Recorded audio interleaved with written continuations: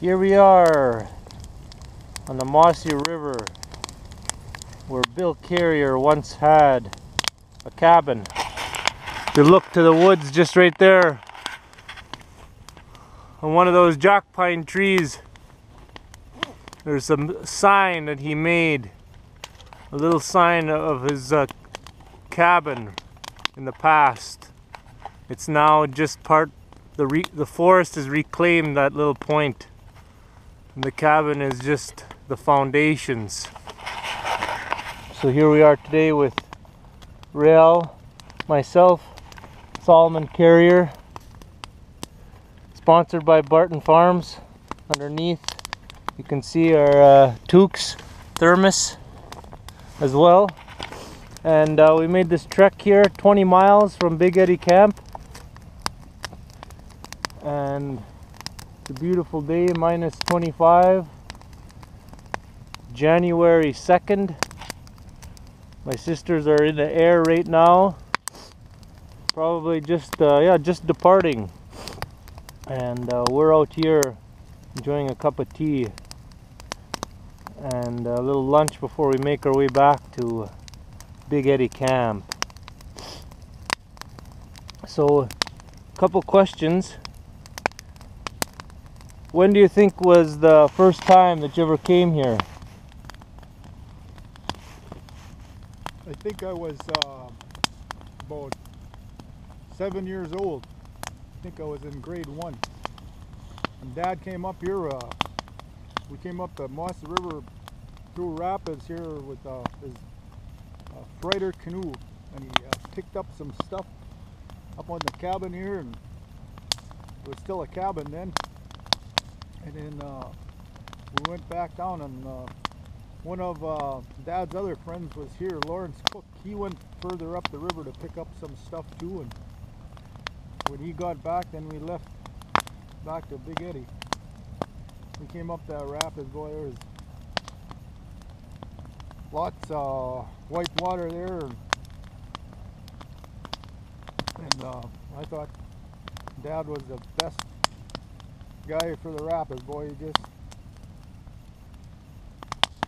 went up there like nothing, boy. He didn't hit a rock or nothing like that. He just went up there in big waves, and he just stood behind there and driving that motor. He came up here like, I thought he was the greatest dad ever. Anyway, now I'm here with Rael.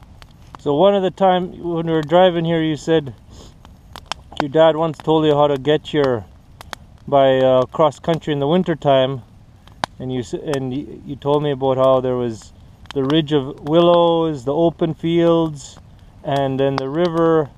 But of course you told me in Cree, so what was that little story in Cree? What were the words? You ngi ting ba pa a pesapeten kamistapi gamwak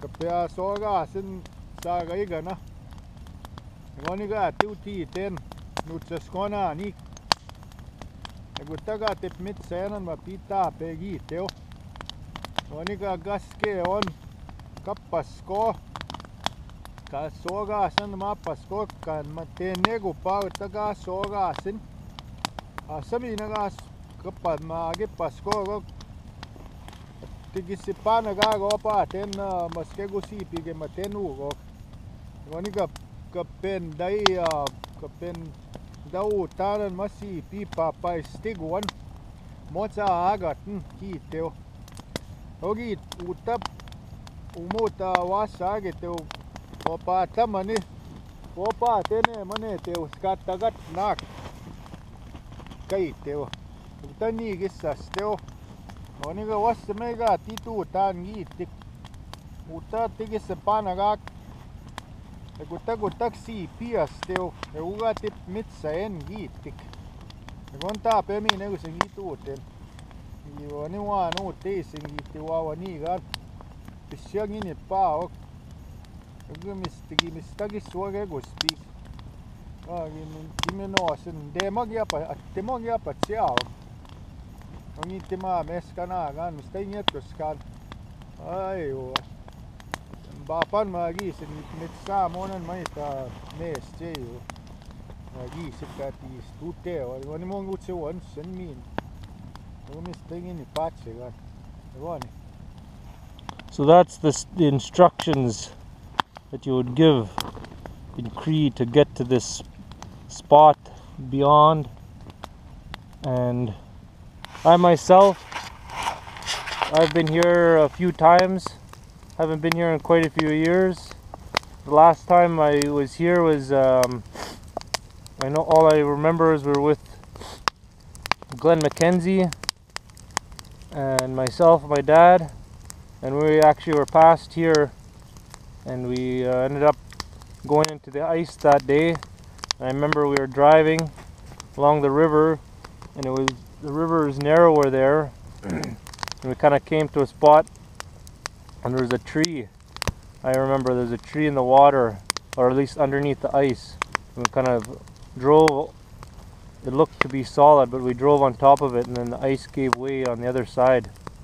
That's what I remember, anyways. The last time I was here, and then we were kind of I was swimming around, and I thought it was really deep there. I guess it was kind of deep in some spots, but the spruce tree kind of blocked our fall. And anyways, I got wet, and then I went to shore, and I must have been a young man, anyways, in my early teens. And then I went to shore, and I think Glenn and my dad, they kind of made a little path, almost like a net of I think there was jack pines there and spruce trees. They made like a little net underneath this snow machine and managed to then drive it out. And after they drove it out, then we made a fire and dried off. And I think we called her a day at that specific time, and then turned around and came back. But coming up here, my dad said he used to have cabins along the way. A lot of the trappers, like staging cabins almost, just like the Sherpa has when he climbs up a mountain, or mountains on the land. And we go in little stages when you're trapping this far out. 20 miles is a big distance, so it seemed to me like the cabins were kind of spaced out around about 20 miles, or maybe even more, maybe 30 miles, and you'd have another cabin. And it just made sense, because then you could go to these different staging cabins and then trap from there, and maybe spend the night if you had to, or in an emergency you could always stop at these different cabins. But now, with less people using the land, you don't see as many of cabins.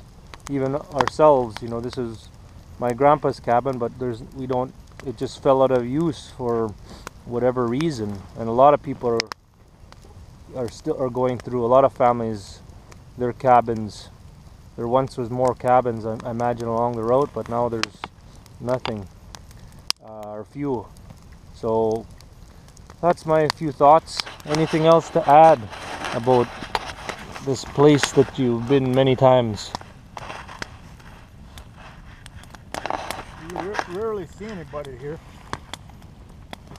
It's pretty peaceful here.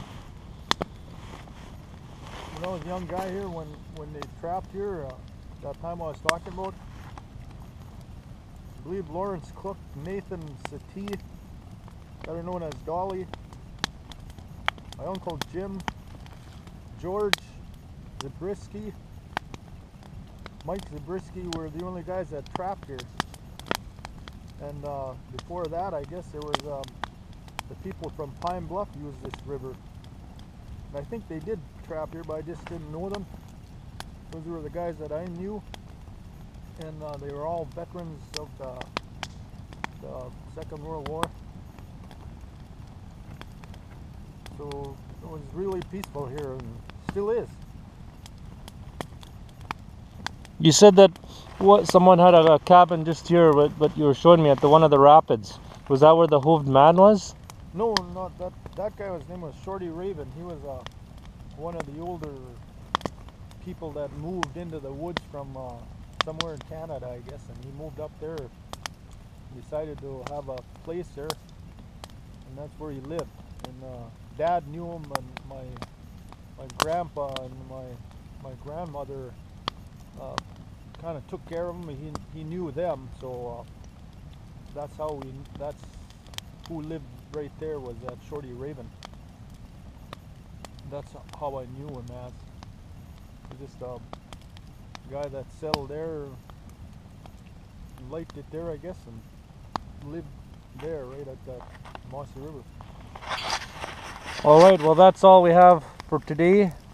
Thanks for tuning in, and we'll see you soon.